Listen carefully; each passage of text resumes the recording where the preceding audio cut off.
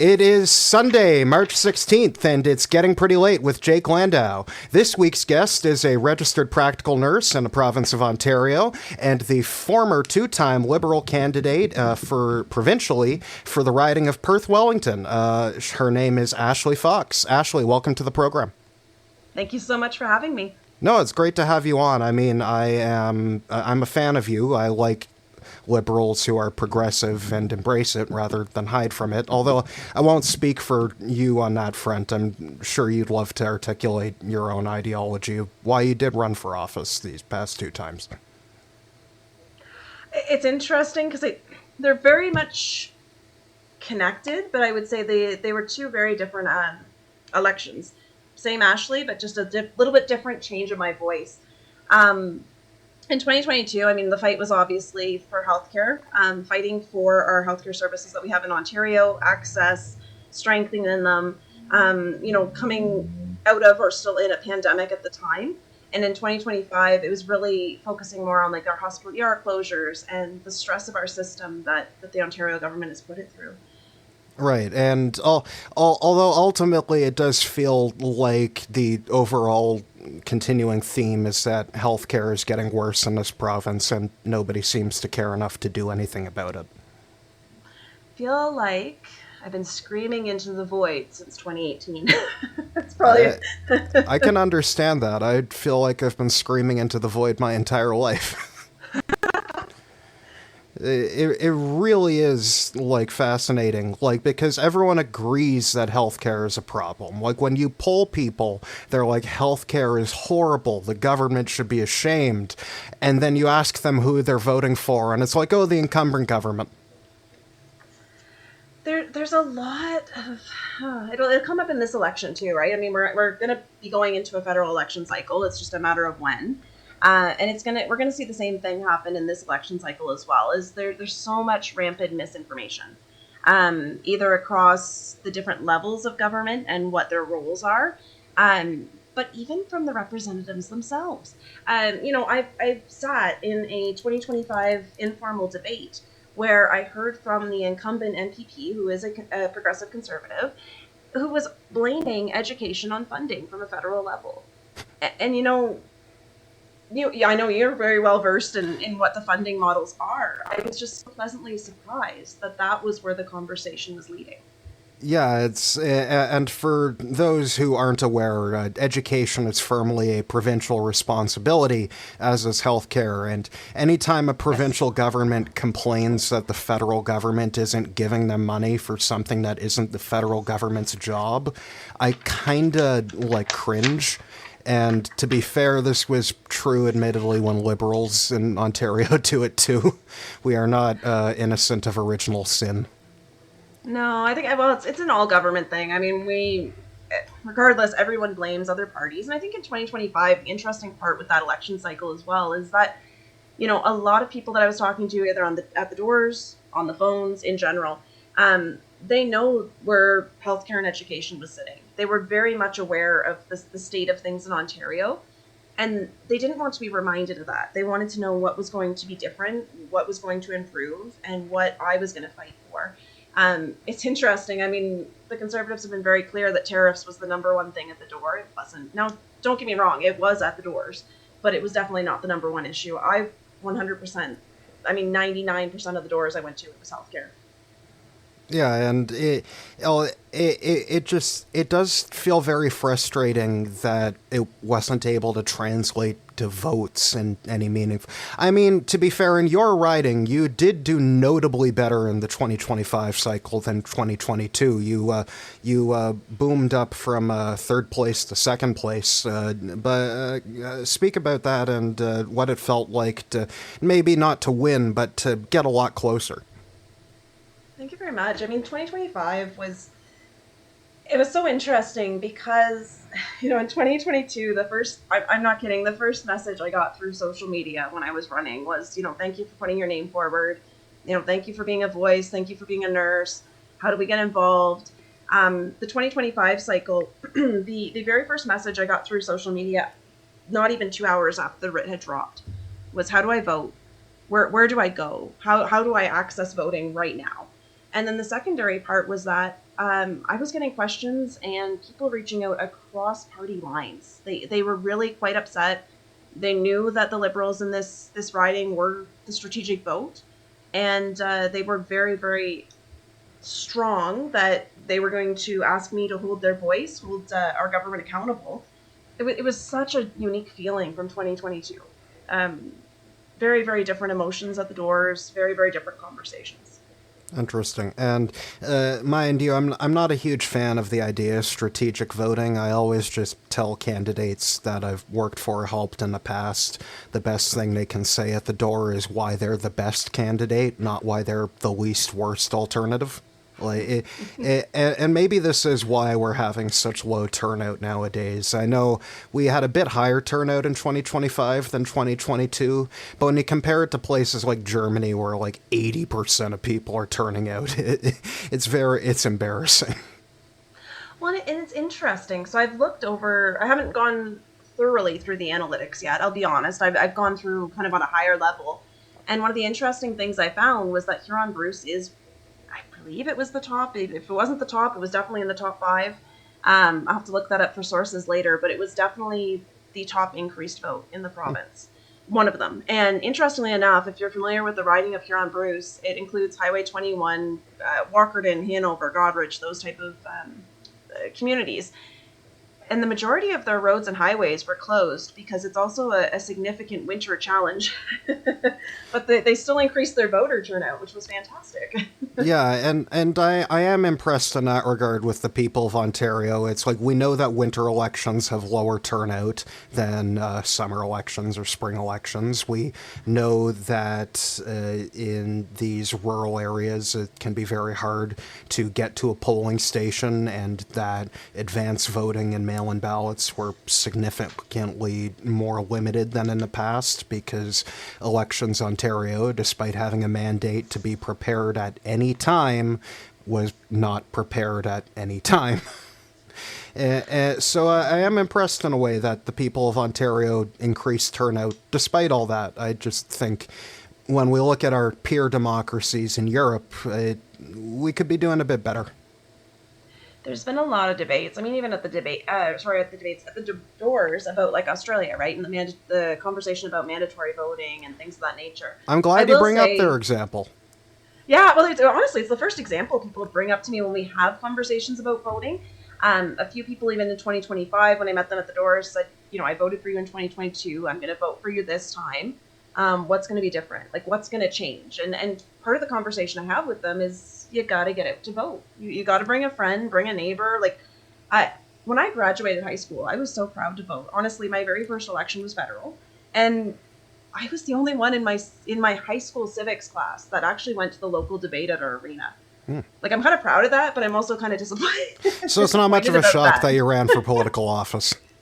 It was very much pleasantly a shock, let's be honest. 2018, when the government switched over, we've always been told as nurses that healthcare is political. We're told that right in the curriculum from day one. But we're also told not to get involved, which I think is kind of a fascinating insight. We're told to kind of go with the flow, ebbs and flows, advocate for your patient, but don't get involved politically. Advocate for your patient, but don't advocate for them in a way that will actually change things. In a greater whole, yeah. Like, focus on the local, focus what you can do. And I'm talking to a lot of nurses across my riding, and in general, I think I have a very active social media engagement, and I've reached out to a lot of nurses across the province, across various platforms. And I think they're starting to understand what I understood in 2018, is that it's not good enough to sit back. You do have to use your voice, and you have to start to lead. Because when you do start to lead, people start to follow you, right? And as much as I hate the term influencer, you become an influencer. You give people that confidence to go out and actually use their voice. In 2019 is when I really became political. I really wasn't, like, I'll be honest, I think that was my first protest, like, as funny as it is now, looking back, was to go to Queen's Park. And I was so upset because Doug Ford wasn't letting stakeholders have feedback. And to me, as a nurse, to make an informed decision, you have to have those conversations. You have to gather evidence and have, the debates. So it led to that piece. It's wild to look back. It's funny. I don't know if you're aware, but I actually led a few of the student protests in 2019 at Queen's Park. So I don't know if we were at the same one because I think yours would have been healthcare focused. But it is funny that so many liberals kind of found themselves activated by that. Well, and then we found each other, I think. I may not have met you in through the student organizations. I did go to quite a few that were healthcare, but they were very general. It was healthcare education. We're kind of side by side in most of those situations, I think. But one of the things that really activated me to even think, and I back then, past Ashley, wasn't even thinking of elections, wasn't thinking of running. I definitely wasn't thinking of putting myself on the ballot. I actually met Tyler Watt, who will be our new MPP. And I met him at Queen's Park specifically. We were on the lawn. One of the first things that Doug Ford had canceled was the Canada Day events. And so it didn't sit well with me. I had never gone to a Queen's Park Canada Day event, but I just knew that it didn't sit well with me, and I went. And I ended up meeting quite a few predominant liberals, I would say, who really showed me I was kind of on the right path. And then from there, I started engaging in like roundtable and town hall discussions. And I started meeting people across party lines who really had a voice but didn't use it. So I started engaging with them, started having conversations. At that time, we were looking at moving out of my community. I was in Kitchener-Waterloo for about 10 years, and we were ready to settle down and purchase a home. So I ended up moving back to the community that I grew up in, which is an hour away from KW. And the interesting thing was, right when that happened, one, we launched into the pandemic. So people became incredibly isolated and used online to engage. And the secondary part was there was a 2021 election. And I became targeted in a digital marketing ad. I still don't understand it. It targeted me based on location. And I got involved. I started becoming more vocal. I started having educated conversations with people to get them to understand that, similar to what you mentioned earlier, right? Think of what's in their best interest. We started discussing, basic policies at the federal level that people were blaming the Wynne government on, which again was not their role. It really got me started thinking of, how can I be better?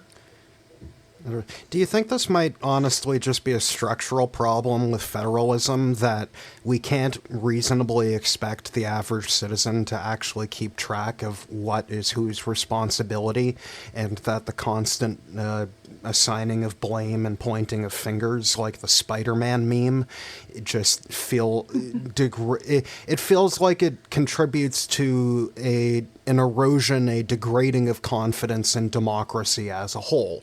And it's funny because, I understand why the Americans have a separation of powers, because they were kind of worried about the dictatorial threat they're facing right now. Also, at the same time, when government isn't able to act efficiently, it decreases faith in democracy and increases the appetite for fascism. And I think that's why Americans are kind of not caring that Donald Trump is flagrantly violating the Constitution, because half of them voted for him and they're like, we're okay breaking the rules if he does things we like. And the interesting thing is, when I was envisioning the Spider-Man meme, that's the perfect way to do it, actually. I think that's been actually done a few times where it's had, municipal, provincial, and federal above it. But I'm also thinking from a secondary point, there's a civics particular document that I remember, and I don't remember it from high school. I just remember sharing it multiple times since then for people who don't seem to remember, your municipal, your regional, your provincial jurisdiction, your federal. I've seen a few different versions of it, and it's always fantastic every time. But I think what we start to see is when governments don't work within their jurisdiction of what that is, and it doesn't just involve provincial and federal, it really does involve municipal as well. We start to see that that's where that crossover happens, right? So if we use the example of housing, there's many times where the province has not had an active role or has decided to backpedal out of the conversation as they did in this election. And we've seen the federal government have to give municipalities money directly for housing. Well, for the average person who's not following the political conversation, they now think that either municipal or federal is responsible for housing. They're not able to see that there's a shift there. In 2022, some of the conversations I had at the door still bewilder me a little bit, was in regards to municipal infrastructure, so roads and towns, and garbage. There's a couple communities locally that it didn't come up in 2025, but we're absolutely angry at how their municipal garbage program was working, some of the changes. And so we had conversations about it, but what they were really looking for was someone to advocate. They didn't care that it was municipal jurisdiction. They didn't care that, the province and the Fed have no influence or say, but what they wanted was for somebody to say, look, it's not my jurisdiction, but I'm going to speak up for you, or I'm going to connect you to the right person. They wanted a leader who would just say that they care about that and that they're going to help push for it. Exactly. And we're seeing this with all levels of government is the scapegoat. How many times have I written about healthcare provincial jurisdiction in the last 10 years and had a member of parliament reach back out to me and say, that's not my job? I can tell you it's significantly high. Right. But could they actually say, this is so-and-so's job and here's how you contact, or here's how I segue them in, or if you don't have a follow-up, here's what we're going to do. And I saw that in, I work within Kitchener, Waterloo, Cambridge, and I am very much engaged with the provincial and federal representatives there. Not necessarily are they my representatives, but they're my clients and my patient representatives. So we have a lot of conversations.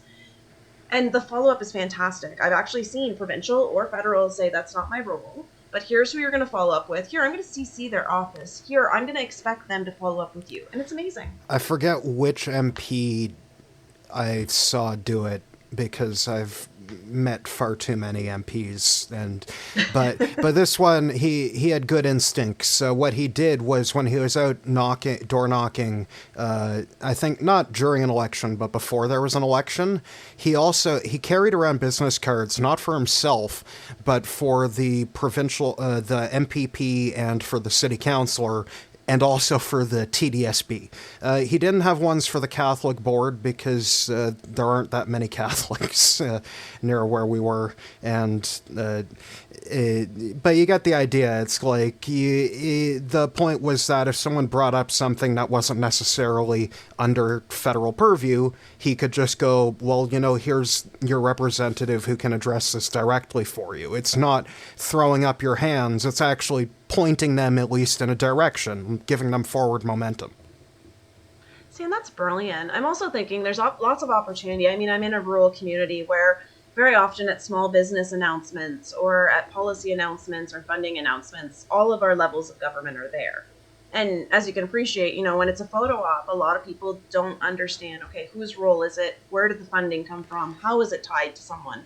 Because all they're seeing is everyone tagging each other. I know we have to work collaboratively in the sandbox. I get where that's coming from, but it's very confusing to the public.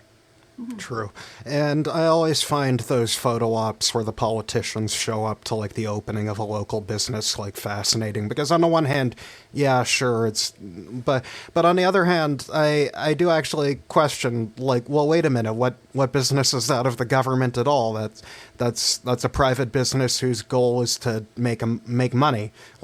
Good for them. I don't know why the government officials at any level should just be waltzing into, not endorse, but, provide a halo around a random place of business. I mean, if it was genuine, and there are members of elected officials that are genuinely supporting businesses in their area, trying to, assist with those tags, because we know that gives social media advertising. We know that it gets increased reach. But what I found disappointing, and one of the things that I campaigned on in 2025 locally, is that, you can't just show up once. You can't show up at the opening and then hope for the best. Small businesses do need support to thrive. And one of the small businesses that I had a great conversation with actually owns a few small businesses in our community, across the community. And one of their businesses was celebrating their third anniversary, and a different was celebrating their fifth. But they hadn't seen any elected officials since the very first day of opening. And so, if it's genuine, you actually have, and there's got to be a frequency of touch points. I'm not saying go every week for lunch or, go every month type thing. But if there's truly a support of small businesses, you can't just show up on opening day or during an election. You have to actually show up. Valid. I think what just irks me specifically is when I'll see a feed of a politician who always goes to meet business owners, but never necessarily the workers at those businesses. I mean, it's always interesting to me. I mean, I'm in healthcare, so when I see elected officials like our Minister of Health at certain photo opportunities, I do question about, was the front line involved? Who was notified? It's interesting. She's been in my area a couple of times, and I've heard from the front line that they were not encouraged to attend or to, attend with certain guidelines. And I'm kind of lucky that I am a nurse and I have a little bit more flexibility in my role with my employer, that I can speak a little bit more fluidly than some of my counterparts. But I know that that's a hard balance. Indeed, and it is a tricky pickle in a way. Mm-hmm. Yeah. I think one of the biggest questions that Ontario Liberal members have right now is, I guess, on the future of the party after the results of the 2025 election. You had forward momentum, and a lot of ridings did have forward momentum, but the party just couldn't really cross the hump. I mean, they're up to party status now, which is good. They came second in popular vote, which doesn't mean any government authority, but it means a bigger per vote subsidy, which will... So it's like there are a lot of financial benefits for the Liberal Party in Ontario at this point, and I recognize those as legitimate wins, but there is a lot of questions about Bonnie Crombie's future as leader. I know that there was recently a meeting of Executive Council and caucus, and then later in the meeting, I believe candidates who weren't elected were invited in. And I know it was reported by the party that there was a vote to unanimously support Bonnie Crombie. Now, I wouldn't ask you to betray the confidence of a closed-door meeting, but I guess what I'm asking is, how unanimous is it really? Well, I can confirm I was there. But I think what we have to keep in mind is that Bonnie is going to face a leadership review, right, at our next AGM. It is part of the constitutional legislation. The Executive Council has made their decision, and I think, I am a pretty vocal liberal, for lack of better wording. But I think there's a lot of work we have to do. And I don't necessarily mean Bonnie. Bonnie has done a great job at what she has done. And I think she will recognize that there's a lot of work that needs to be done. But I think even at the local level, when I'm talking to other candidates, we're recognizing that there is momentum in our ridings. There's still a chance for more work to be done ahead of the next election, and what we want to do to go forward. And this one was a quick snap election, as they say, but we really did see it coming eventually, for lack of better wording. We knew one was coming. It was just a matter of, when was the writ going to draw? Oh, we knew it for like a year. And at one point, Lisa McLeod just tweeted out the date. Yes, she did, actually. I think I was one of the ones that shared her tweet going, wait, what? I felt like I was losing my mind. Like, I was like, she told us the date. This has nothing to do with tariffs. They planned this before the American election. I think I honestly saw your tweet being like, oh my gosh, I think there was a how much does she dislike or not get along with the premier? And I just laughed because because that was exactly what it was. I think there's always been a bit of dislike just because she really, she's different than other provincial conservatives. Federal conservatives are a lot more crank like her, but provincial conservatives tend to keep it a bit closer to the vest, maybe not directly attack journalists. You get the idea. Mm-hmm. No, absolutely. Well, and there's been a lot of work that has happened, right? I mean, when we look at how the ministries of Ms. McLeod were under, I mean, there's quite a lot of pressure and stress there, I would imagine, as well, on both sides. I mean, for the government and also for the public. I mean, we knew it was going to come, and regardless, and we even talked about it even at debates and educational events and things like that, even within the riding, to tell people, if this truly is a snap election, which I know you're probably laughing behind the scenes as well as I am, it's a snap election, but Elections Ontario has been hiring and working on this for a year. So, we knew. Yeah. And that's what we were trying to educate the public on, right? Because I know my MPP-elect, which was the incumbent MPP, was trying to say, yeah, it's a snap election. We need a Trump mandate. We need, all these things. And it's like, No. We already knew from the media, aside from, Ms. Mathow's comments, that they wanted to get ahead of federal. It was just a matter of when. Yeah. And I do think that one critique that a lot of Liberal members have, though, is because it's been used as an excuse to an extent that part of the reason we didn't do as well as we hoped in this election was because it was a snap election. But we all knew it was coming, and I can understand that may have led to a worse result. But the thing is, if Doug Ford knows that he can just call an election at the 3-year mark rather than the 4-year mark and have an easier time of it, the Liberal Party kind of needs to plan for that to just be the new normal. It definitely is going to set a precedent. Like, let's be honest, across parties. I was thinking the same thing when I saw Greens and how many they had nominated in their nomination period. Watching the NDP, it's interesting because even in 2025 was the first time I've ever been in an attack ad. That was fascinating to me. I mean, I laughed, I'll be honest. And it was funny because I would not group you with some of the other people who are listed in those attack ads.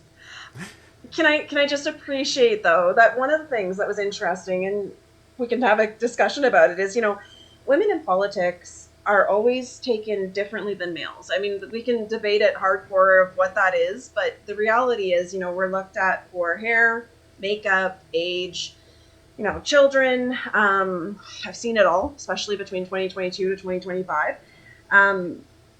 But one of the things I'm honestly just laughing about, you can go look at the ad, but, my hair was blue. I noticed that. I was 28 years old, and my hair was aquamarine blue. And that attack ad, they changed it to green. I'm still laughing watching it, going, that's not my hair color. Yeah. It was blue. From your recent photos, I think you've gone back to blonde, I think. But I have, yes. Yeah, not for me to comment on any of my guests' appearances, but it is very funny to me because I did notice that. I was like, that's not what she looks like anymore, and you're trying to portray her appearance in a certain way to cast aspersions on her as a woman and say, oh, she's like one of those, and I'm like, well, what do you mean by those? Like, exactly. Yep. No, it's true. And the other thing, too, is I know what you can look again at the ad is that it's got my stethoscope. So those were headshots that I had actually done for work-related roles. I mean, we have headshots for LinkedIn. I'm a community outreach coordinator as part of my role, right? So I always update my headshots, I update what I'm doing. And I remember that photo specifically because we had a blast taking it between the photographer and I. And it was one of the first photos I actually used in my 2022 campaign. I was not politically savvy. I was thankfully advised by many members of my team and good friends that I've met through my writing association since on what I should be doing and how I should be portrayed, especially as a woman in politics, if I wanted to be taken seriously. And of course, young me did not see that. I thought, well, what's wrong with my hair? What's wrong with my style? It took a little bit to learn and to navigate that type of piece. But when I'm looking at that photo, yeah, it's a blue-haired nurse with a stethoscope. And that's the photo they decided to choose for a carbon tax ad. Like, that's just hilarious to me. On that theme, obviously, intellectually, I know it must be infuriating, but obviously I'll never understand personally, like, based on my gender, just, like, how frustrating is it, like, in your day-to-day, being a political candidate as a woman and being told that you have to manifest femininity a certain way, that you have to project a certain idea of what a woman should be? It's wild. Honestly, I've grown into it. I think because I've adapted to politics and gotten to know where I am. But having met political candidates and even politicians across party lines, I mean, it's a theme. It's a pretty consistent theme, and I'm always flabbergasted. I note a lot of the conversations I've had, even in 2022, or if I'm out at doors, or even if I'm at community events, and I often will have this little, like, I don't want to say it's a red flag, but you almost have a flag pop up in your head that goes, would you ask that question to my male counterparts? I'm just curious, right? So one of the questions that came up in 2025, which is just, again, fascinating to me, and I can answer it, but I would love that they would ask my male counterparts as well. So on the candidates that ran in Perth, Wellington, I was the first female to put my name forward. The other representatives were male until an Ontario Party candidate had joined just before the candidate cutoff time. I had not met that candidate, just to be clear and transparent. I was aware that there was two of us, which to me was a good thing. Regardless of party, I'm always excited to see females that want to put their names forward. But the question that came forward to me was twofold. One, in 2022, was who was going to look after my child? I was 6 months pregnant when I ran, and I was absolutely flabbergasted that that was a question at the door, was who was going to look after my child? And I thought, it's a great question. I have thought about it. I have a plan, but why is this coming up as a policy question? You know what I mean? Like, if you're actually going to vote for me, are you going to vote for me based on who's raising my child? Like, that's kind of It's not because they're worried Yeah. about whether someone will be taking care of their kid. It's because they think it's not your place to not. You get the idea. They think that should be your job and that you shouldn't have a different job. Exactly. And it's backwards. Exactly. It was absolutely wild. And then in 2025, the question was, okay, so if you're elected and you're successful, and this was within the first week of the election. Now, I'll be honest, communications and style changed aside at the doors and the phones after. But that first week, someone had asked me what my expectation was, if elected, that my colleagues, like, I'm constantly relaying that message, you know, that healthcare is stretched to the max. Now, don't get me wrong, we're doing great work, but it is a theme across Ontario. And they said, so if you're elected, how can you feel about having your colleagues pick up the work for you? And I thought, well, that's interesting, because I've always kind of gone above and beyond. That's the type of person I am. It was the type of person I was raised to be. I don't expect my colleagues to pick up for me. I am so grateful, I'll be truly honest, that one of my colleagues helped me out so that I could take a leave for the election, but we worked on it. You know, I was available and accessible for any questions or anything that needed to be done. But I thought, how is that any different than if any of my colleagues had run? I would encourage them to put their names forward, and I would help them to succeed, because that's the mindset we have. Wow. And it's interesting because I haven't even seen that for all women who are candidates, but I see it, like, even more specifically for women who have a job that isn't, say, an executive position. Like, somewhere, like, when it's a business owner, people are like, oh, they're moving on to the next natural step. And there's a bit more tolerance for women in it, I perceive, just because they're performing a masculine perceived or coded profession that you get.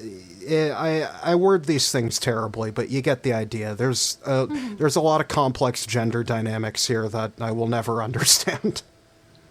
No, and the other thing too is it ties it back. I mean, it could be probably an episode on its own, is the caring professions, right? I mean, I've learned over time. I graduated as a nurse in 2011, and one of the things I noticed in healthcare is the mantra of do more with less, right? Do more with less, and we see that with education too. And so even talking to my colleagues across, you know, one of the other candidates was a teacher, was male. And I thought, are you going to ask him, you know, if he is elected, you know, who is covering his classrooms? Like, I mean, like, right. Let's think about that for a second, right? It's like, wow. Yeah, it's and you're right. We really could make an episode all unto itself on just really could. the pain of being a woman in politics. But I hate it. Like, I really hate it. Well. And you almost have to break the glass. It's so funny. Like, I'm so grateful to the people who ran ahead of me in general, because they you know, broke the glass for us to be here. And then it's kind of interesting because I feel that I have to continually break the glass to make sure that people after me, you know, have their voice, have their spot at the table, you know, have those conversations. It's just wild to me that it's 2025. You know, I am 36 years old, and I didn't think that these would be conversations I'm having at 36. Maybe when I was still in high school, maybe, but yeah, it's wild. Indeed. And and honestly, when it comes to continuing, I guess that leads me to our final question before we go into the break. Are you planning to go for third time's the charm in Perth, Wellington? Because you did get a lot of upward momentum, and you brought up Tyler Watt earlier, and it did take him multiple tries, but by building up name momentum, recognition, like he was able to win it. And the question is, are you interested in giving it a third crack at the shot? You'll be the first one to hear about it. Now, I was thinking about it. Initially, I was disappointed. And I mean, it's hard not to say I wouldn't be, right? I mean, anyone in general, I think you put so much emotion, you put so much of yourself into it. I've only ever run for a TDSB school board position, but yeah. I get it. Like, you're putting your name on a ballot. It feels like people are voting not on your policies, but whether or not they like you as a human being. That too. I mean, policies are always a thing. it's interesting because I knew it was going to be a snap election. Snap in quotes again. I knew it was going to be winter, and I gave it my all. I gave 200%. You can follow along online. I'm sure my tweets will be there for legacy, but, I was in snowbanks. I was in, diving into snowbanks for signs. I'm, going to debates. I mean, there's one debate that was locally. We were actually a little concerned about the weather between other candidates, and I was like, you want to crash on my couch? Like, it's safer here. Like, I've never had that before. Can you imagine in 2022 if that was even a conversation? But in 2025, I was like, no, I want you to be safe. Like, I'm kind of a mom, and I'm going to be a campaign mom. It's like, no. But no, we have a lot of work to do in Perth, Wellington. We have a lot of work to do across the province. I put the work in for the last, since 2022. The first thing I did after the day after the election is I reached out to my PLA president. I reached out to the people who had encouraged me to run. And I said, what can I do? And they were like, what do you mean, what can you do? And I was like, no, like, what can I do? Like, how can I help? Let's put the work in. So you'll probably see that I've met quite a few Liberals. I've met quite a few provincial nurses, people across the province, across political parties and across, partisan lines. And I put the work in. And that's not going to stop. So I have full intentions. I mean, an election, like you said, could be a snap election. It could be a by-election. It could be a general election. I'm putting in the work, and I will be ready. Well, I'm looking forward to it. I personally would like to see you run again, and I'd like to see you get elected. I would like to see good people get elected in general, and I consider you one of them. Thank you. Today's episode of It's Getting Pretty Late with Jake Landau is brought to you by me. You see, folks, while all of my written articles and podcasts are available without a paywall, I need money to make them. Also, I need money to live. So, if you enjoy my content or find it informative, please consider an optional paid subscription at jakelandau.ca/subscribe. Thank you, and enjoy the show. And we are back from the break with this week's 3 headline topics and our featured guest, registered practical nurse and former 2-time Liberal candidate provincially for the riding of Perth, Wellington, and Ontario, Ashley Fox. Ashley, it's good to have you. Thank you for taking that short break with us. Our first headline topic is going to be Prime Minister Carney's new cabinet. Recently, Prime Minister Carney was sworn in as the 24th Prime Minister of Canada, and with him, the 30th Canadian ministry of all of his ministers. And, there has been a bit of debate here, and I guess we will be continuing our theme of women in politics going into this, because one of the things that kind of horrified me was the Ministry for Women is gone. Mm-hmm. Yep. It was well noticed, for the record, yep. That's been there since 1971, although embarrassingly it wasn't held by a woman until 1981, because we are terrible. Truly and utterly terrible. I did not know that. Yeah. He also, the Minister of Families and Social Services and the Minister of Labor have now merged into the Minister of Jobs and Families. I'm not a big fan of that. For one, they're two big jobs, and this kind of feels like when a private business is like, oh, we're going to fire half our employees and have the remaining ones do double the work, and that'll make us make more money, and then everything falls apart because nobody can handle that. Does it feel like that to you? There's a high level of capacity there, and I think we saw that even at the provincial government, if I'm being honest, especially when we look at how they've separated, labor from other capacities for that reason. Yeah. It's honestly even more frustrating that they were one woman short of gender parity, and they would have got that if they just had a minister for the status of women. Oh, and I did see Oh, I did see the post that even ahead of the, the cabinet appointments. I mean, there's been no shortage of debates online. I mean, there's been a lot of conversation of, quote unquote, people are calling this like a wartime cabinet. They're saying like this is structured the way it is based on what it is happening. But part of me is also wondering, okay, there's a couple of things that they've gotten right in this cabinet. One is I'm absolutely delighted that the Minister of Health is an actual nurse or has a nursing background. Kudos. That is a fantastic it's a fantastic reach there. And the secondary part is, what's the timeline of this cabinet? I know nobody can predict that, but the reality is we're going to go into a federal election. It's just a matter of time. So you start to wonder as well, when you were talking before about people taking on increased capacity, for how long? And what is this going to look like?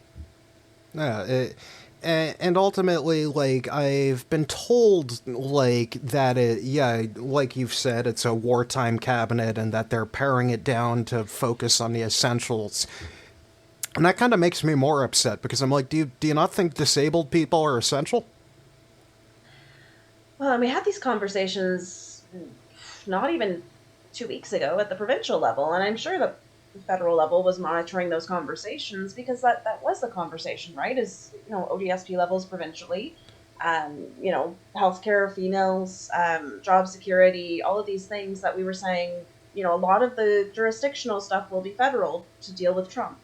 And then we have a cabinet put in place that we're like, okay, this is the cabinet to deal with Trump. And I feel like we're missing the mark on some parts. I will give a shout out, though. I'm very excited to see that Ariel has been named in the MP for London West. I met her at one of our regional meetings, and I'm very proud that she has been appointed.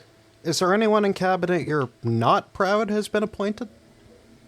Oh gosh, that's tricky. I don't think that there's anyone that I'm not proud of. I would say that there's some work to be done, and that's a consistent theme across government. I would say there's definitely some work to be done federally, not just from the mandates, but also how are we going to take this message across Canada? We recognize that the Poilievre's Conservatives have definitely been taking a different kind of slogan across Canada. We're going to have to be accountable for what our messaging is. True. It feels like things are being paired off, like the carbon tax, almost on a dime. Carney is kind of sounding like Pierre Poilievre when talking about the carbon tax. Like the Liberal Party social media accounts are posting about how he's eliminated the divisive carbon tax. Like, why am I a liberal? Like, I'm a liberal because I want to vote for liberals. Like, if I wanted to vote for a conservative, I could just vote for the conservatives. Like, I was gonna say, I've seen some pretty good discussions you've had across party lines on these things too, right? I mean, because they're things that are important to us. I mean, an environmental plan is significantly important to our generation. It's going to be even more important to my daughter's generation. Like, we need to step it up.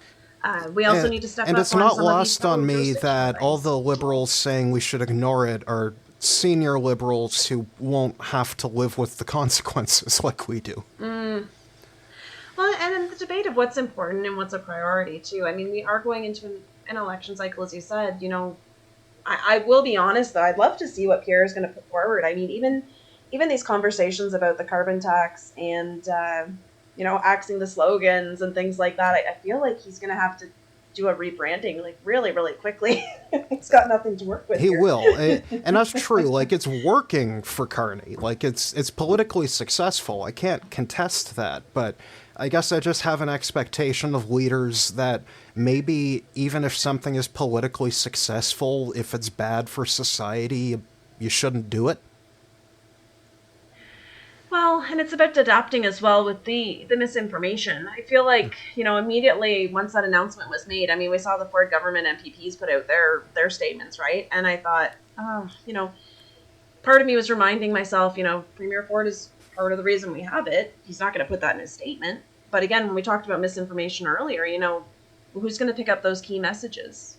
The voters in the front line. I know that one of the reasons that more than the carbon tax, the use of the word divisive and the implication that the liberals are going to be centrist or center-right, they're going to abandon issues they think are too divisive and that the public won't unify on. And the problem is, I'm a queer autistic Jew, and there have been a lot of times in human history where the majority of society has said any of those three kinds of people don't deserve human rights.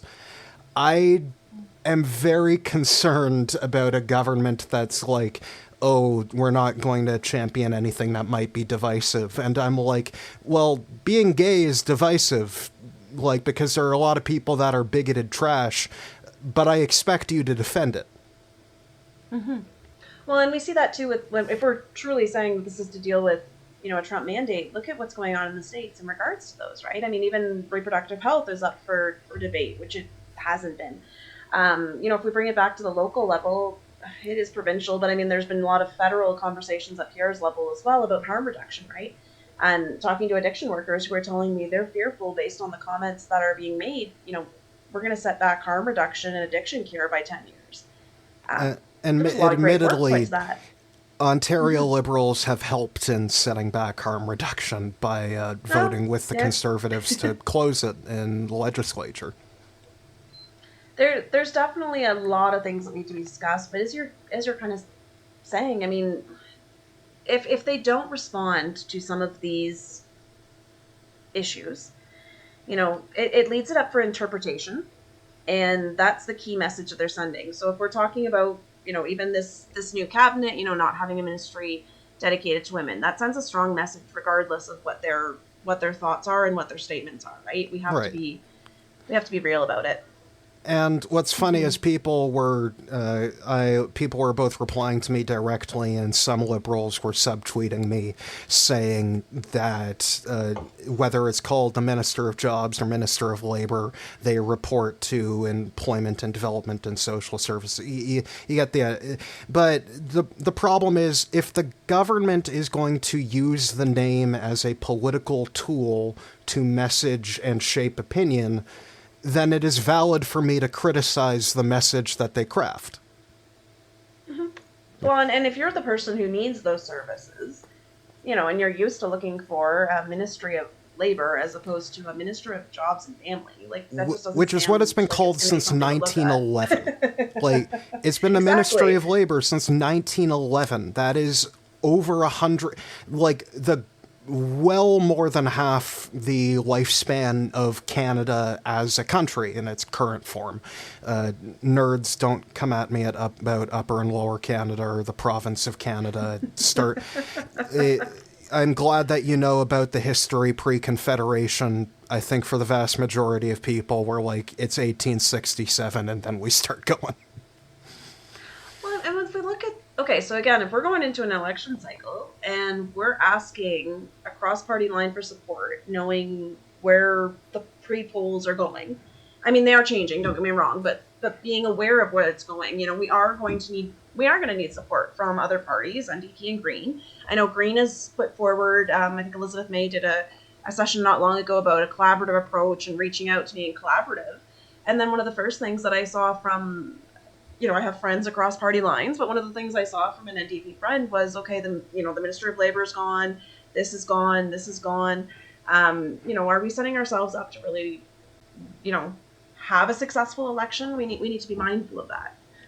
It feels like Carney is looking at the polls and he's seeing that the NDP aren't doing very well. And that's being taken as permission to pivot rightward. And I think this is very foolish, because have they considered the reason that the NDP aren't polling very well federally is because right now a lot of their voters are happy with the Liberals? What happens if they become unhappy with the... it's just... We're always stuck in the same cycle, like samsara, of being told that we campaigned too much to the left and that we need to move to the right. And I'm told this about increasingly right-wing leaders and figures in our party, and I'm tired of it. I mean, it's going to come down to, even if we're looking at cross-party lines, people are, it's still going to be what values are important to people. And it's going to come down to human rights. I mean, I can see that. You can see that across platforms, discussions, whether it's NDP, Liberal, Green. I'll be honest, I've seen a few conservatives even have those conversations because they're absolutely worried about healthcare. Many of them are worried about, our female and our vulnerable population. There's been no shortage of comments that people are voting liberally specifically because they know what's at stake if we have a CPC government. Right. I'd hate for us to make decisions that are going to change things in Pierre's favor. I get that. Because we've done all the work to get to this point. It's awful. And if the NDP, I'm not, opposed to thinking about the NDP, but, they would, need to have a competent leader and be able to get people to like them federally. Oh, it's going to be an unpopular opinion, but one of the things I will say, and I have publicly said, is they're going to need a leadership review. There's been a lot of conversations among NDP friends, federally, provincially. There's no shortage of conversation, and I'm sure I will get tags based on this comment. But I mean, they have been having conversations. Is it time? Right, and it's I'm willing to entertain the debate about Bonnie Crombie and be like, well, it's her first crack at it. We'll see. I personally am not very optimistic, but I can see how other people can make the argument. With Jagmeet Singh, this is several cycles in. There's no momentum. It is just death. Death and devastation and sorrow and despair. Well, and some of the communications have just been, we talk about our communications, right? When you're talking about, the messaging that we're sending. And I've looked at even some of their recent messages about what they align with and who they are differently from, other governments, and then what they want to achieve. And then in the same boat, they'll turn around and make a different wishy-washy comment, which really reminds me more of the Ford government. Right. When Doug goes off script. I think one of the biggest mistakes of Jagmeet Singh's career may have been going to the federal level, because if he had stayed provincially and just waited for Andrea Horwath to end, that was right open. There's definitely been a lot of inter-party conversation on that one, I will say. But I'm hopeful for my NDP colleagues and friends that, they have a conversation. I just think it's the wrong time going into an election. It's very similar to the conversations we were having in the Liberal Party. It's very similar to the conversations they were having, in the CPC leadership race. When's the right time? When is the right value? And what are you trying to achieve? It's definitely not easy to decide. Personally, I'm always of the opinion that the more lead time you give a candidate, usually the better, and if they can't use that lead time to their benefit, maybe they aren't a great candidate. That's fair. That's fair. Oh. There's definitely no shortage of debates on when an appropriate nomination is, but you also need to look at, if you have that leader, they've had the give time, they have the name recognition, there's going to always be people who are not interested in any of that, who are simply focused on what are you going to offer, what are your policies, and what are your values. And those are the people you're going to have to win over as well. Right. All right. Moving on to our next topic of the day. Recently, news was made when a Canadian woman was trying to enter the United States on a work visa through the southern border, was detained by ICE. Not just detained, but thrown into a camp. And I know that not everyone is willing to use these words, but when you look at the conditions of these ICE detainment camps, the way in which people are forced to exist there, it does very much feel like a concentration camp. At least, it's very similar, to what the British did during the Boer War. It rhymes. It's the same song bar for bar. And it's thankfully she was recently released. But I think what's interesting to me about the story, Ashley, is Canadians are acting shocked like ICE hasn't been doing this all throughout the Biden term and the first Trump term. I think they're just shocked that it's happening to white people now.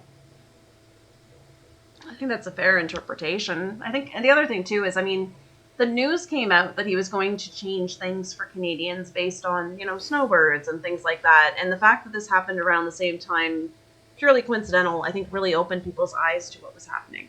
Right. Because I know it's not that, great knowing the historical. I know that a lot of Canadians have talked about whether or not, like, we should visit the United States, whether or not we want to financially support them. And I know that a consensus kind of formed that it's okay to visit, like, your family, but other than that, you should try not to visit. And I know David Eby, the Premier of British Columbia, made a whole speech about how he canceled his kids' vacation at Disneyland, and they're upset at him, but it's what you gotta do. So, good political play for him. I respect it. But like, it's what's concerning to me is that we're at a very different stage in the conversation now. It's not whether Canadians should visit the United States, it's whether it's safe to visit the United States. Because it's like it just feels like whether it's by an airport or by land, like they're just scooping up random dudes. There's been, we look at the statements that are coming out from, the Trump administration. Honestly, during a provincial campaign, it was very difficult to follow along. I mean, there was no shortage of news, don't get me wrong. But every day was a different announcement from the Trump administration, and I kind of followed along with a grain of salt. But, there's going to be no shortage of news ongoing, right? And based on how they're proceeding, based on what they're saying, it might not necessarily be policy, it might not be legislation, but the comments he's making are incredibly inappropriate. And they continue to get worse, for lack of better wording. I don't know if it's worse or if it's that they're getting more bold in what they're saying. Because you can see that kind of echo chambering across social media based on what people are choosing to use on those conversations. I'm glad you mentioned about the safety thing, because I really... a couple weeks ago, the push was, buy Canadian, support Canadian, focus on Canadian. But then when we did start following this more closely, I mean, it really did stem line to, okay, is it canceling, going for March break to Florida, or is it canceling going because it's not safe?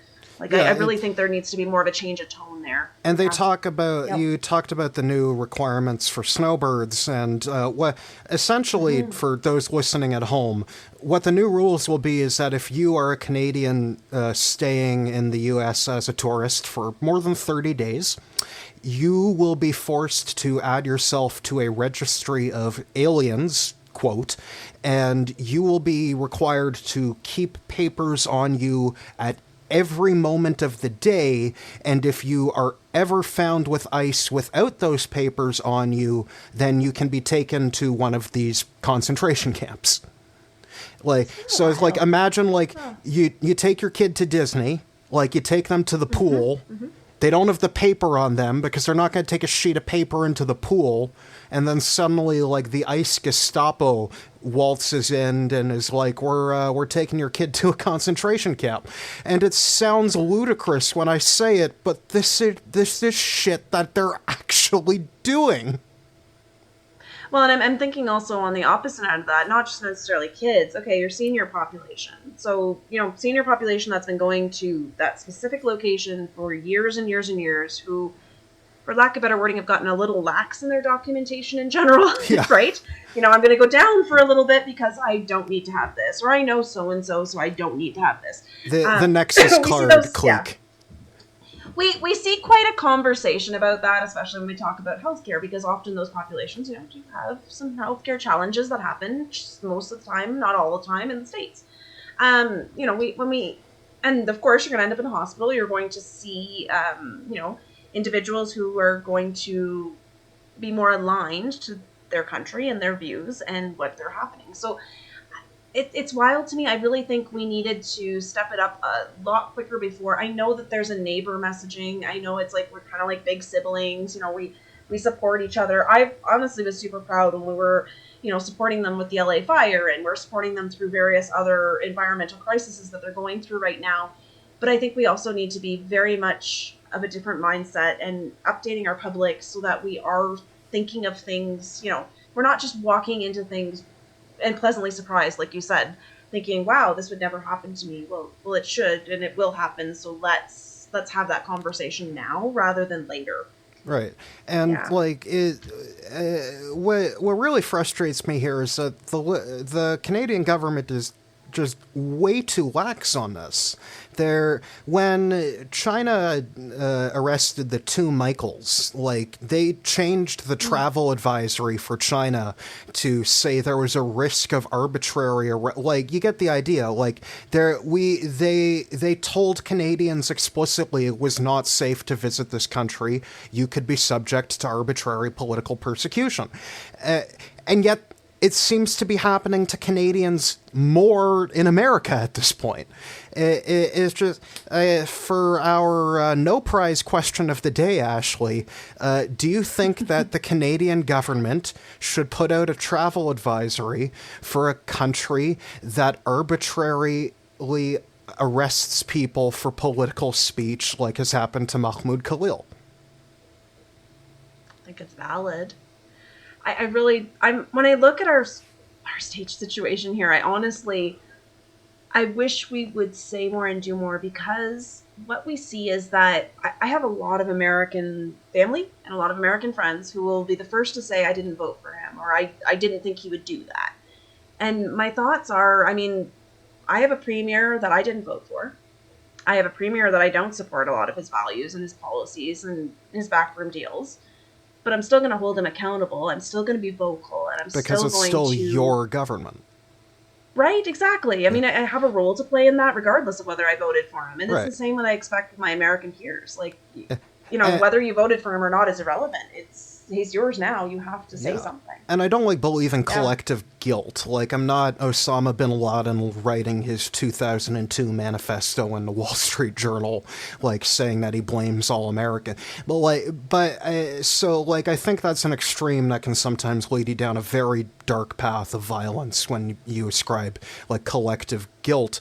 But I think there has to be a distinction between collective guilt and a collective responsibility, because if Americans aren't responsible for the American government, who is? Exactly. And I'm not saying light torches and pitchforks and go ransack the city. I'm saying just be vocal and hold your elected officials accountable. I mean, it's no different than I would expect to hold any of mine here, right? Right. It doesn't have to be dramatic, but it has to be. We've seen collective pressure across various governments where they've changed their decision, and maybe that's the guilt associated, as you were mentioning, but maybe it's they don't want to be on the wrong side of history, or they don't want to make a move that is making them unpopular. So by speaking up and having that voice, we have seen it where we've changed policy, we've changed things. You're not going to change everything, especially when we see what the priorities of a Trump administration are. But if we're going to pick our battles, it's going to be over human rights, it's going to be over safety, it's going to be over, what is collectively right or wrong. And that's very well put. But to sum it up for the no prize question, would you say in short that you do or don't think that we should put out a travel advisory for countries that arrest Canadian citizens arbitrarily without cause?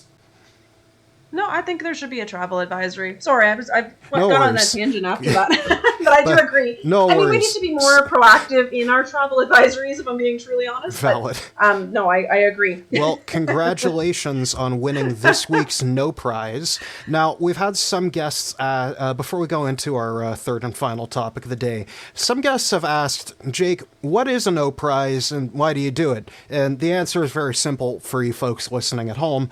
A no prize is no prize. It is something you get for pointing out the obvious. The whole fun of it is that there really is no more than one right answer. So, which makes it really fun when then someone can sometimes give the wrong answer. But I'm thinking in my head, there's no trip to Disneyland, man. Yeah. I got no prizes from Marvel Comics because the editors like Stan Lee and Jack Kirby, they would hand them out to people who wrote in and said they made an error in a Marvel comic, and they were like, "Congrats, you pointed it out. Congrats on your no prize." I liked the tongue-in-cheek nature of it, so I've stolen it and now it's mine. That's fair. I love it. Go for it. Folks, my final anecdote on that before we go on to our final topic. At one point, Marvel put out a compilation of no prizes that people wrote in to write about, and my favorite was a full-page spread where Captain America just yells out, like, only one of us is walking out of here alive, and it's not gonna be me. Oh my gosh. Oh. That has to be my favorite error in any comic book ever, and very much worthy of a no prize. So, folks, if you ever wonder what is the purpose of a no prize, it's that's the spirit.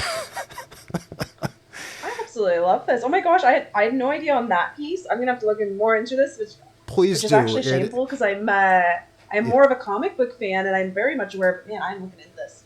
Oh, really? But no, please do dive into no prizes. And it's the same for you folks at home. While it may not be nearly as important as the news topics we're talking about today, it's very fun, and we do need a little bit of levity in these tough times. We do. Moving on to our final topic of the day, and as you folks know, we like to cover an underreported on topic compared to the other high-profile stories in the news that week for our third and final topic. And the fact that this is underreported on terrifies me because this is, well, terrifying. Measles is back in Ontario, and it is spreading, and there is at least 200 cases. I won't say much about this because, Ashley, as a nurse, I think you're probably much more qualified to speak about this outbreak. Oh, man. Well, no pressure. Although I must say the non-nursing in me, just being relevant, I've been tagged in this so many times online. And interestingly enough, I'm fully vaccinated, have to be a nurse, was fully vaccinated as a child. But interestingly enough, and you wouldn't have known this for the tidbit of information, is I actually had measles as a child. So I am very much aware of the severity. It's not good, is very it? much aware of it. No. So, and it's interesting because it was initially not, it was eventually diagnosed, I'll be honest, but it was not the first thing they were thinking of. That's worse. Like than because like when they do, and I think a lot of people like this is an underrated aspect of healthcare that a lot of the times doctors diagnose you wrong. It does delay the treatment, which is not good. But you know, it gives me a little bit of something to discuss. Obviously, this is a huge issue. And I mean, when we talk about like public health funding being cut and, you know, the mergers across public health, like there's so many things. I could do a whole episode just on the issues we've seen in the healthcare cuts, right? But the other thing that I'm seeing as well, even across online, is that we knew this was going to happen. We didn't think it'd be measles, but I mean, the inevitability is we're going to have significant outbreaks across Ontario and probably across Canada in general, just based on how the public's mindset is. And we saw this change during the pandemic. To be honest, we probably saw that even before the pandemic. But you people mean have become more vocal about it anti-vaccination? now. Like the anti-vaccine? Yes, yeah, or vaccine hesitant. There's other words about it. There's people out there that are not just anti-vaccination, they are vaccine hesitant. So they start spreading misinformation, delaying treatment, or even just telling people that it's not severe or not serious. Right. You know, people are really not taking these things seriously, and there's so much impact, right? I mean, gosh, we're talking about children. Right, and you're honestly being kinder on those parents than I would be, because I think if there is a vaccine available for any disease and you can give it to your child, and you refuse to give it to your child, you should have your children taken away. I know that may sound extreme, but let me give my context here. My middle name, Abraham, it comes from my great-grandfather who was from the Soviet Union, and he fought during World War II as a Jew on the good side, killing Nazis, which is kind of the best way to participate in World War II. But my first name comes from his 2-year-old son who died in a refugee camp from yellow fever while he was off fighting the war. And the thing was, at that time in history, the vaccine for yellow fever existed. I don't think people realize vaccines are a bit older than people give them credit for, but he was a poor Jew in a refugee camp in Kazakhstan, so it wasn't for him. Like, that was never getting to him, and he died. And so, like, having that kind of family legacy, like, when I know about that, and when I see, like, these mothers who carry their children on their back in equatorial Africa, like, walking 30 kilometers each way just in the hope that they can get their child a vaccine, and then I see, like, these bougie, like, dumbasses in the Western world who are like, oh, we don't need vaccines. My child's a special child. And I'm like, they're going to be a dead child. They honestly, the conversations, actually, it'd be a worthy topic. Have you met up with Jill Pomeroy? I have, and I have told her about my family history in the past. So I'm aware of what happened to her son, and it's heartbreaking. And obviously, I don't want to go into too much detail about it. But the short of it, for sure. The short of it is like the son was vaccinated against the flu, but one of his classmates wasn't. And he died from the flu. And this is why I really hated in the COVID crisis when people were like, oh, it's just the flu. And I'm like, the flu kills people. It kills a lot of people. And so the reason I bring it up, there's a strong message there. I've always, since Jill has put out the For Jude for everyone and really promoted it, I share her message across as much as I can. But one of the things that came up in relating to my daughter is that my daughter is 2.5. And so obviously when she was born, we were looking at pandemic response, COVID vaccinations, things of that nature. I actually had COVID. It was brought into our home through various means, but essentially it was brought in when I was pregnant. Oy. And we were concerned about what, you think it's bad when we don't know a lot about COVID in our general population, women health. Again, that can be a huge episode on its own, but again, women's health, we don't know primarily a lot of things about women's health to begin with, not necessarily just about COVID. So when we combine the two, we see the issues that are there. And so in 2022, interestingly enough, that was a strong topic in the 2022 election provincially. And even to the point where there was some freedom parties that were running, and they had lots to say about my choices, lots to say about my profession, and the fact that I was expecting. But one of the things I was very clear about is that I was vaccinated. I was also vaccinated while I was expecting, because of the high risk of, one, I'm a healthcare worker, frontline. That's just a no-brainer to me. The secondary part was being pregnant put me in a different high-risk level and going into hospitals where my daughter was going to be at a significant risk, right? And right. So now looking ahead that she's 2.5, we even had conversations in the fall about like what flu shots look for. And people who are close to me immediately kind of questioned my decisions. And I said, look, knowing what Jill went through, I don't want that to happen to my family. I know that there are, learning the hard way, daycares and schools and, the passages of an infection. I was kind of aware of that a little bit at the senior level, obviously, with outbreaks and things of that nature. You don't bring a sick child to a long-term care home. You don't, have those visits. But I didn't want her to be at risk. Yeah. Right.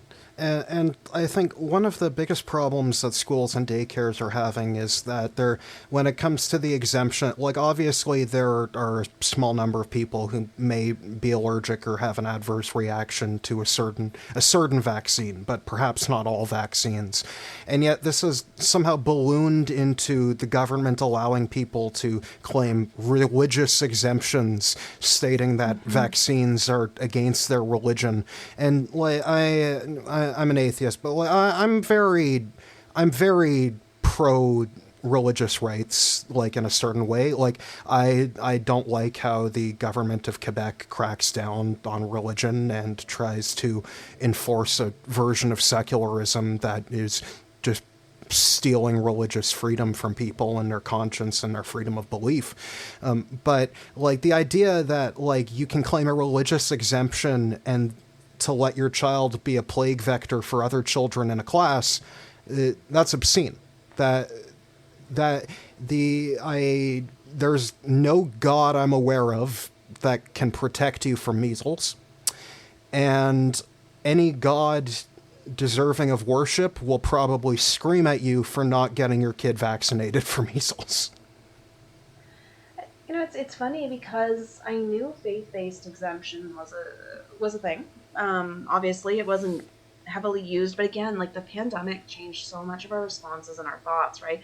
I remember sitting on a social media group and being firsthand viewing organizations that were promoting, well, if you don't want it, here's a faith-based way to get out of it. And I'm like, okay, it's one thing if you're actually, a part of that religion, you're a part of what that service is, you're a part of that community. But what we were seeing was you weren't, right? Yeah. And it became a scapegoat to avoid it. Just awful. And the other thing is, like, there aren't actually any legally recognized religions in Ontario, at least the ones that are allowed to perform things like weddings and funerals under the law. None of those religions, to my knowledge, have any restrictions on vaccines. Indeed, most of them were created far before the idea of modern germ theory was invented. I think there's been a lot of conversation about like blood transfusions and surgery and things like that. But again, like when we're talking vaccines, we're talking about the broader picture, not, your individual rights and your specific of how it's going to impact you, right? You have to be above the herd immunity threshold or it can spread. Yeah. Like and people confuse that because they're thinking, well, it's me. But they're not seeing the bigger picture. And I hate how anti-vaxxers kind of stole the term herd immunity because it has a very important meaning for vaccination. For those at home, let me break it down very quickly. Most vaccines are not perfectly effective. A vaccine may, for example, be 90% effective against preventing infection. And when you're only exposed to infection a couple times, that's pretty good. But when you're exposed to infections a lot of times, eventually it might poke through. So the idea of herd immunity is that when enough people are vaccinated and you manage to limit the amount of infections that exist, and thus the amount of infections that people are exposed to, and thus the likelihood of something popping through the cracks. But Ashley, please correct me if I'm wrong. That's all I remember from my first year immunology class at university. That's pretty good, actually, for how long? I've got to be curious. How long is that time frame? That's pretty good. More than 5 years. That's all right. I mean, we saw a lot of interpretation, right? And again, it's kind of a theme across episodes, right? It's across headlines even, is the misinformation. We get a platform like X or various other means where people are allowed to scream their opinion into the void. And heaven forbid you ask for a source because people are not able to back up their opinion, right? And, it's fine if we want to have a discussion about opinions. If, I like tea and you like coffee, okay, we can have a discussion about that.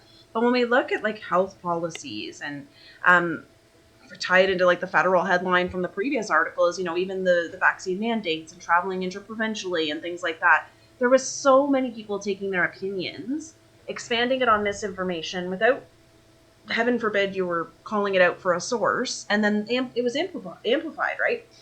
So then at that point, the average person is really not even aware of what's happening. I mentioned briefly that I'm on Spectrum, but like part of the reason I take the measles thing, the MMR vaccine, is I remember like pre-COVID, the original anti-vaxxer wave, dipshits like what's her name, Jenny McCarthy, and that scientist with the discredited study claiming that the measles vaccine causes autism.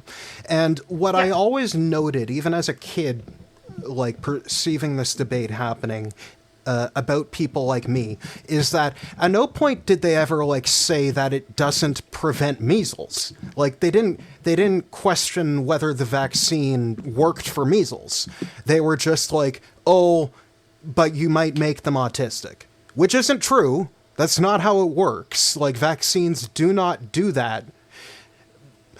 But the fact that people were going around saying, yeah, I'd rather my kid be dead than be autistic. And I was just sitting there and I'm like, wow, I live in a society full of pieces of shit. Well, and despite it being disproven, I still continue to see that article shared all over the place. I mean, one of the things I can tie it into as well as the it's a controversial topic, but one of the things that I like to unwind with is TikTok, which is terrible because it depends on the algorithm, and I know it's a controversial topic. But I ended up following a gentleman on there, the gentleman with the polio survivor. His name is Paul Alexander, and he lived in an iron lung for 70 years after contracting polio. And what I found interesting is he was answering all sorts of questions, right? On TikTok, it's a similar to YouTube Shorts, Instagram Reels, whatever you call it. It's a short video format. And what I loved about it is he used his platform to discuss his condition, like to discuss, vaccines, to discuss what he was doing, what, how, any questions people had about an iron lung that they haven't seen before, right? He made it visceral for Gen Z and Gen Alpha in a way that, it's like kids don't have a great perception of risk. They, when you tell them, oh, don't do that, you might get hurt, they're like, bet, challenge. Yes, yeah, yep. No, it's true. And if you haven't seen it, you don't I wasn't immune. Entails, right? When I was in high school, I once climbed through the air ducts to get on the roof. Gosh. Oh, well, and see, sometimes we have to learn, I hate to say it, the hard way. I mean, there's lessons for sure. But in this situation, gosh, I felt so horrible. I think I use it as a way to unwind. So it's one of those, catch up a little bit, get out of work, debrief type thing. And I was reading it when the gentleman passed away last year. I've been following him for, a couple of years. I joined during the pandemic, right? So I don't know how long that was in general of following him, but the gentleman ended up passing away because he was hospitalized for COVID. Oy. And I thought, oh my gosh, of all things, it's such a lesson. But I mean, he was very well educating people. And then here's the kicker, right? Which you can appreciate because I know you're on X, I know you're on Blue Sky, is the comments when the gentleman had passed away. And they were just letting us know, what was happening. They apologized. This is what happened. The comments were all, oh, it's fake news. Oh, that's a lie. Oh, you're doing this. And it's like, oh, come on. I was so disappointed. It's like you wanna believe that people are good at heart, but it's hard when every day you see literal pond scum. It was pages and pages of comments that I was just so disheartened. And I wasn't looking for those comments. To be truly honest, I was leaving my condolences, respectful and thankful for what he had given us, even, public eye. I mean, that's hard. And then I literally got trapped into looking down a rabbit hole of a whole bunch of comments that were just inappropriate. But again, people felt the need to voice their opinion, the wrong opinion, and it was echoed in the void. Just awful. Well, I guess that gives us one final question for the day. Everyone has the freedom to speak. Do you think sometimes people should take advantage of their freedom to not speak? Ooh, that is a tough one. Because I'm sure it'll be used with or without me in my own conversations. I'm personally happy to be collecting this opposition research for the Conservatives for the next writ cycle.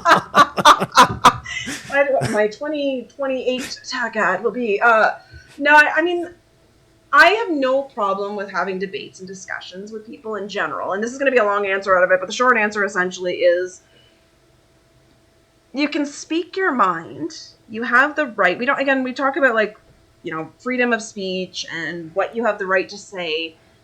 But one of the things that governs me as an individual, and my friends are going to snicker when they hear this because they've been telling me for years, is ethics. So you have the ability, and sure, you have the right to say it, but you're not free of a freedom of consequence. And that can be positive, that can be negative. Perhaps not government consequence, but social consequence. It's like it may be legal in some instances to call a person a slur, but you're not going to want to keep hanging out with them. Exactly, and people get really mad at me when I say this, to say you're accountable. The term I use is there are consequences for every action. Yeah, and people immediately switch to the negative and go, but Ashley, there shouldn't be negative consequences for me telling you I don't like tea or I don't like whatever. And it's no, you have to own what you're saying. Yeah, it's if you're telling queer people that they shouldn't exist, then but it's oh, why can't we be friends? And I'm well, homie, because you don't think I have the right to live. Exactly. And when we talk about freedom of consequences, even like it can be positive. It can be like there are, if you decide to go down a path and say, I support this because of blah, blah, blah, you're going to have consequences of those actions that are positive too, right? I mean, there's no it's inevitable regardless. I mean, I'm a pro-Palestinian Jew, so I'm aware of consequences for my speech. Exactly. No, it's true. But it's telling the public this too, right? I mean, and then the other thing that it always comes down to is, as a healthcare professional, I make informed decisions. So I look at data and evidence and opinions to guide what I'm going to do for a decision. But I'm also welcome that if I make that informed decision, I could change that decision, let's be honest, but I need to make it based on the facts. So the example I'll give you is a Freedom Party during the election cycle in 2022 had brought me data from the Ontario Nursing Association in regards to flu shots and masks. So just so that you're aware, essentially, there was a union dispute between a hospital employer. I feel like it was Thunder Bay. It was Northern Ontario specifically, where nurses were forced is the wrong word, but essentially if you did not have your flu shot, you had to wear a mask. And this was pre-pandemic resources. The union fought it and won because I forget what the exact citation was, but basically they said it was discrimination, and here's why. Well, this individual had brought me that data during the pandemic to say that all nurses should believe that, vaccine mandates were wrong, and this is why, and here's the data. And I said it was taken out of context. So again, if we're having those conversations, this particular individual continually pushed that agenda and that narrative. And I said, look, we can have a debate, we can have a discussion, and we can look at the data. But once we've come to a conclusion, you can't keep reopening it with the same arguments. Like you've resolved this, right? But Ashley, the world may be flat. We haven't done enough research yet. And that's what I'm trying to get to. It was driving me nuts that was continually being brought up during a pandemic to say, well, Ashley, vaccines are unsafe because you said this, this, and this. And it's like, no, that's not the context, right? And so I'm reflective that people have the right to say what they would like to say, but that doesn't mean that you're free of consequence, regardless of positivity or negativity. A similar policy to mine. You have the right to be dumb in public, and I have the right to say that was pretty dumb. That's a very simplified version. I like it. I like to sum things up quickly. Ashley, thank you so much for joining the program today. It has been an absolute pleasure, and I know we've kept you a little over time, so thank you for your enthusiasm. Oh, I don't mind. The conversations were fantastic. I enjoyed this. Yeah. Well, thank you so much. I hope we'll have you back again soon. Not too soon, but after we've had a few more guests. That's the end of this week's episode. Thanks to everybody for tuning in, and we will see you next week. Cheers.